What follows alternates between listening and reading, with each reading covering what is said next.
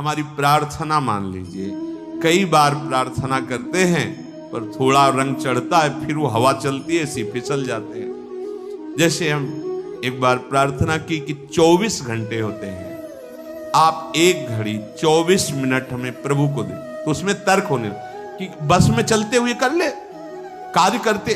यार तुम 24 घंटे में 24 मिनट एकांत में प्रभु को नहीं दे सकते? अरे चलते फिरते वो ओवर टाइम वाला नाम लेंगे ना, और जमा होगा हमारे पास। 24, 1 घड़ी, आधी घड़ी, आधी में बुनियाद। अगर हम एकाग्रता पूर्वक जपे तो कैसा रहे? 24 घंटे में 24 मिनट मेरे प्रभु के लिए, यद्यपि जीवन प्रभु के लिए, पर जैसे निराश होके हम कहते हैं, वैसे तो पूरा जीवन प्रभु के लिए, पर वैसा नहीं कर सकते हो तो समय समर्पित कर दो। पर 24 मिनट तो ऐसी प्रार्थना है। ऐसा कौन सा कार्य तुम्हारा है जो तुम इतने बिजी हो कि 24 मिनट नहीं निकाल सकते प्रभु के लिए? आप देख लो अपने जीवन के समय को कैसे व्यर्थ करते हो, और 24 मिनट के लिए हमसे तर्क करते हो कि वो गाड़ी में चलते हुए जप सकते हैं, वो कार्य कर। इसके लिए तो है ही उपदेश, चलते फिरते उठते बैठते खाते पीते हर समय नाम जप करो, वो तो अहो भाग्य है। लेकिन इस 24 मिनट को तुम कार्य प्रणाली नहीं भाई। जब तुम्हारे लिए कह दिया कि 24 घंटे में सो मेहनत करो, जो भी कार्य, 24 मिनट निकाल के प्रभु की माला से, बिना माला से, जो नाम प्रिय लगे, राधा राधा राधा। अरे देखो कितना एकांत में तुम्हें आनंद। बोले मन नहीं लगता, मन भागता, भागने दो, तुम बैठ जाओ, वो लग जाएगा एक दिन। तुम नाम पकड़ो। अच्छा ये नाम है, इसमें तो उपांश और मानसिक का भेद नहीं। आप ऐसे को राधा राधा राधा राधा राधा राधा राधा 24 मिनट आप करके देखो, आंख मूंद लो, राधा राधा राधा राधा राधा राधा राधा राधा राधा राधा। अब इसमें मन लगने की बात है, इसमें तुम्हें कोई प्राणवायु का संशोधन करना है। अधिक से अधिक राधा राधा राधा राधा, कृष्ण कृष्ण, जो नाम प्रिय हो आप देख लेना, आप खुद देख लेना, आपको पता नहीं होता। जैसे 2 लकड़ियों के घर्षण से अग्नि पैदा हो जाती है, ऐसे जिभ्याग्र और नाम की रगड़न से अमोघ अध्यात्म शक्ति पैदा होती। विश्वास करो, अमोघ शक्ति पैदा। तुम्हारा ज्ञान, तुम्हारा हृदय का अध्यात्म बल जहां जागृत हो गया, कोई भय नहीं, कोई शोक नहीं, है ही नहीं। दूर से रस्सी का सांप मान के भयभीत हो रहे थे, जब तुम्हें दिखाई देगा केवल गोविंद ही गोविंद है, भय नाम की चीज नहीं रह जाएगी। इसमें पार करने का एक ही उपाय भगवन नाम। देखो बात आई, सार बात भगवन नाम। जितना नाम जप करोगे उतने ही दुख से ऊपर उठते जाओगे। मान लो, विश्वास मान लो। एक ऐसी आनंद दशा होती है हृदय की। देखो एक बार हमको किसी ने बताया था कि एक कोई गैस होती है, वो अगर खुल जाए तो लोग हंसते ही रहते हैं। ओ है, हाँ, जो हम तो कह नहीं पाए कि फ्लैपिंग क्या है, ऐसे गैस है, लाफिंग, हमने समझा फ्लैपिंग कह वो हंसी वाली। एक गैस में इतनी ताकत है कि कोई कितना भी डिप्रेशन में वो हंसता ही रहेगा। गैस में, भगवान के नाम में इतनी ताकत नहीं कि हर दुख मिटा के तुम्हें आनंद में रखे। सोचो, प्रकृति की एक गैस है, प्रकृति की एक औषधि जो बेहोश करके अंग काट दे तो भी पता ना चले। भगवान के नाम में, धन्वंतरी जी ने कहा, सब औषधियों का शोध करने पर पता चला भगवान नाम में जितनी रोग निवारण, दुख निवृत्ति, शोक निवृत्ति सामर्थ्य उतनी किसी औषधि में नहीं। धन्वंतरी जी के वचन। जामवंत जी कह रहे हैं, ये तो बाहरी समुद्र पर पुल आपके प्रताप से बनी जाएगा, पर भव समुद्र से पार होने का एकमात्र उपाय है भगवन नाम। अपनी जिह्वा से निरंतर, हम जैसे भी हैं अपने प्रभु के हैं, ये भाव बहुत मंगलमय है। हमारे प्रभु को ऐसा हो तभी स्वीकार होगा, ऐसा नहीं है। कैसा भी हो, कोई भी हो, बस शरण में हो जाए और नाम जप करने लगे, खुद आप देख लेना। अगर बात आपको समझ में आ जाए तो ये जो श्रीमद् चतुराशी जी है, इसके जो पद हैं, पहली बात तो तुम्हारा कोई भाव न बने, कोई श्रद्धा न बने, और अगर एक बार 84 जी का पाठ 24 घंटे में कर लेते हैं, 45 मिनट लगेंगे रफ्तार से करने, थोड़ा आराम से गाएंगे 1 घंटा, और अपने लोग जैसे मस्ती से गाते हुए परिक्रमा लगाते तो 1.25 घंटे में पूरा से आराम।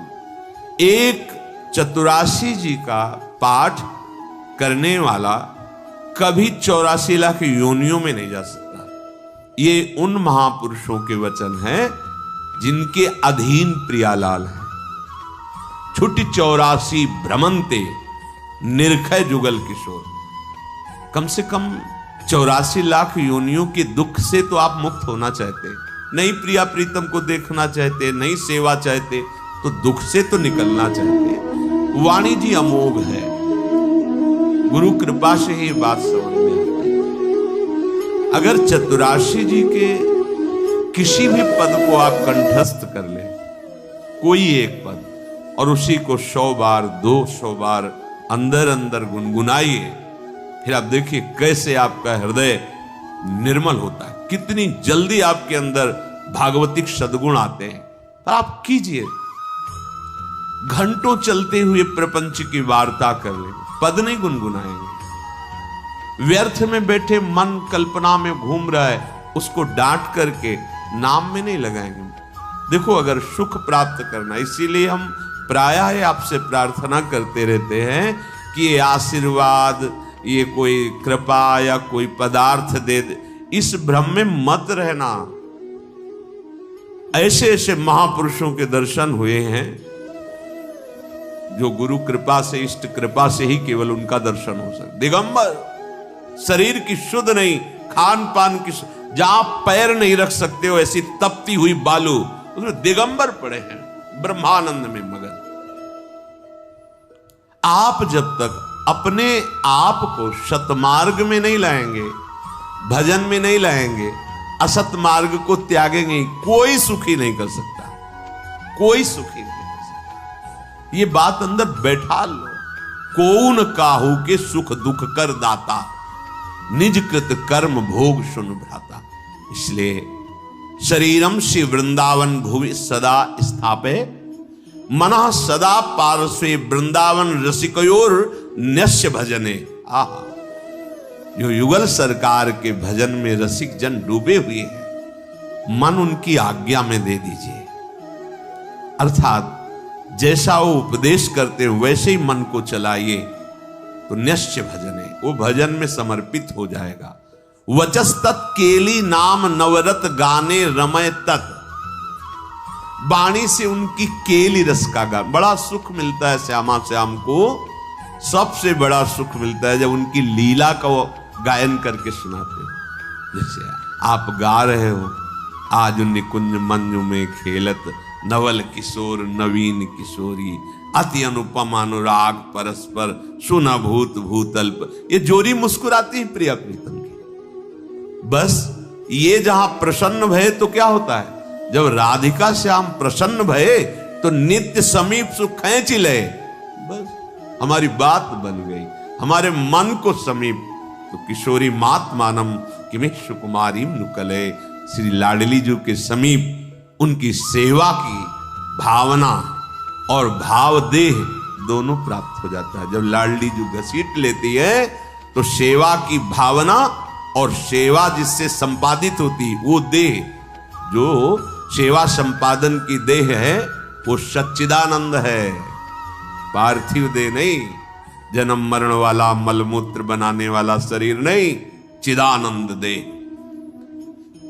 तब वो देख पाता है, जो यहां श्रीपाद के सदा पार्श्वे, वो देख पाता है अपनी प्राणेश्वरी स्वामिनी के पार्श्व में विराजमान। कैसा अद्भुत सुख। पर वचस्तत् केली नाम नवरत, नवीन नवीन सुख का अनुभव होना चाहिए, तभी मानना हृदय निर्मल हो। एक पद को 100 बार गा रहे तो हर बार आपको नया रस मिल रहा है। नाम जब के हर बार नया सुख मिल रहा है नाम से। राधा राधा राधा, हर बार एक नया अनुराग पैदा हो रहा है नाम के प्रति, नई आसक्ति पैदा हो रही है। कथा पीयूषादौ श्रवण युगल प्रीति विकलम।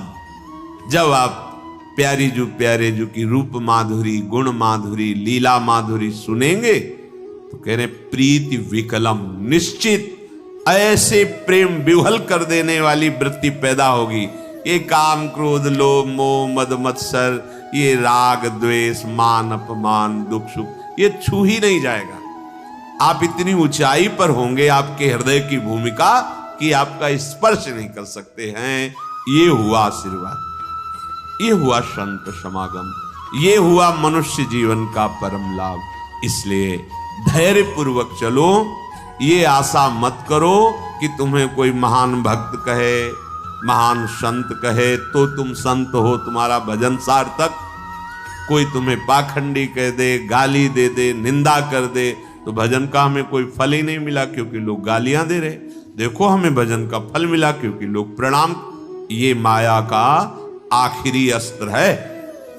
कंचन कामिनी कीर्ति, सब रूपों में भगवान इतने रूपों में आके हमें दर्शन दे रहे, दुलार कर रहे, हमें उनके चरणों में प्रणाम करना। मेरे प्रभु इतने रूप धारण करके प्यार कर रहे, भावना अपनी कहीं अहम जनित ना हो जाए कि मैं साधक हूं, मैं भजनानंदी महात्मा हूं, मुझे लोग नमस्कार करते प्रणाम करते, फिर मार्ग आगे का रुक जाएगा।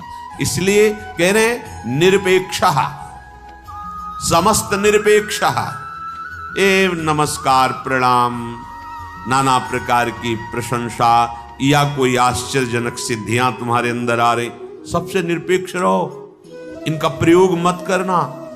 तभी तुम श्री जी की सेवा का अधिकार, जो सच्चिदानंदमय जीवन है, वो तुम्हें प्राप्त हो जाए।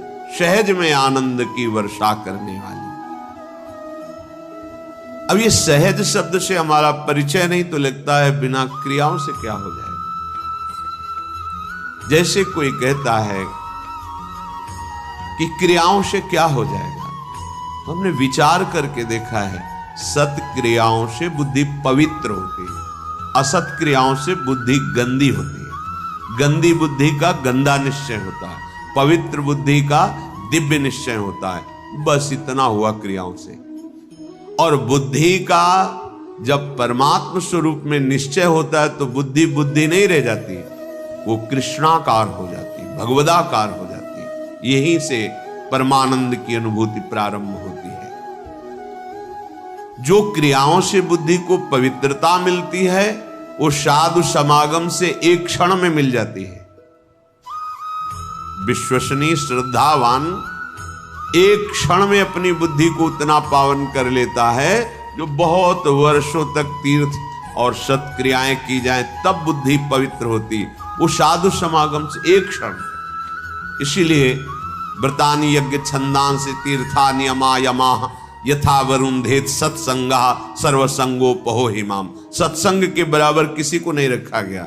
व्रत नियम तीर्थयाटन वेदों का स्वाध्याय दान पुण्य ये सब एक तरफ और साधु समागम एक तरफ। एक क्षण में बुद्धि को इतना पावन कर दे कि वो प्रभु प्यारे लगने लगे, अपने दोष अपने को चुभने लगे, असहनीय हो जाए। ये साधु समागम का ये आशीर्वाद है, ये कृपा है, ये फल है। मांगने की जरूरत नहीं है। आप श्रद्धा विश्वास पूर्वक साधु समागम करें तो ये आपके अंदर आने लगे। ये जो हमारे अंदर क्षोभ पैदा होता है किसी भी विषय से, ये अज्ञान से होता है, ये किसी के आशीर्वाद से नहीं मिटेगा। बड़ा आश्चर्य लगता है कि समझते नहीं। आप आशीर्वाद दे दो हमारा मन शांत हो जाए, कोई आशीर्वाद नहीं है। भ्रम में मत फंसना, बात समझना पड़ेगा। आपको विवेक के द्वारा आपको अपनी बात काटनी पड़ेगी, तब आपको शांति मिलेगी। तात्कालिक शांति, जैसे कोई बहुत थका हुआ पथिक आया, वातानुकूलित कक्ष में बैठ गया तो उसको तात्कालिक शांति मिलती, लेकिन स्थायी नहीं। ऐसे ही आप संसार से भटकते हुए जले हुए अशांत आए, संत महात्माओं के दर्शन की सभा में बैठे, आपको एक शांति मिली, स्थायी नहीं है। ये स्थायी तब होगी जब उनकी बात